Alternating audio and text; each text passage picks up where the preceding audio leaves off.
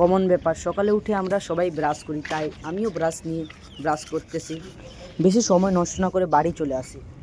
বাড়ি এসে গরুগুলোকে দেখি তারা খিদেই দাঁড়িয়ে আছে আর ঠান্ডাও লেগেছে, আবার দোকানও খুলতে হবে, তাই গরুর খাবারগুলো রেডি করতে যাই।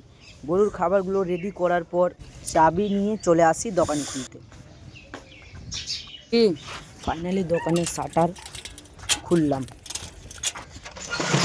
তো দোকানে ঢুকে দেখি দোকানে বিভিন্ন জিনিসপত্রগুলো ছড়িয়ে ছিটিয়ে আছে। তো এগুলো পরিষ্কার করার জন্য ঝাঁটা নিলাম আর रोम रोम भाइयों रुको जरा सबर करो। शाबाश बेटा। खत्म बाय बाय। ঝাড় দিতে দিতে একটা কাস্টমার আসে, কাস্টমারকে দিয়ে আবার কন্টিনিউ ঝাড় দিতে স্টার্ট করে দিই। তো মকর সংক্রান্তি চলে আসার কারণেই বাবা তিলুয়া নিয়ে এসছে। তো দেখো গাইস, গুড়ের তিলুয়া আর চিনির তিলুয়া, সাদাটা চিনির কালোটা গুড়ের। দোকানে সারাপ শেষ হওয়ার কারণেই বাবা সারাপ থাক করছে, সারাপগুলো থাক করছে কারণ দোকানে সাজাবে। ঠিক তখনই গ্রামের এক দাদু আমাদের দোকানে চলে আসে 1 কেজি মিনিকেট চাল কিনতে। তো বাবা তখন উঠে মিনিকেট চাল দিতে যায় আর আমি দোকান থেকে বেরিয়ে দেখতে যাই যে গরুগুলো খাবার খাচ্ছে কি না।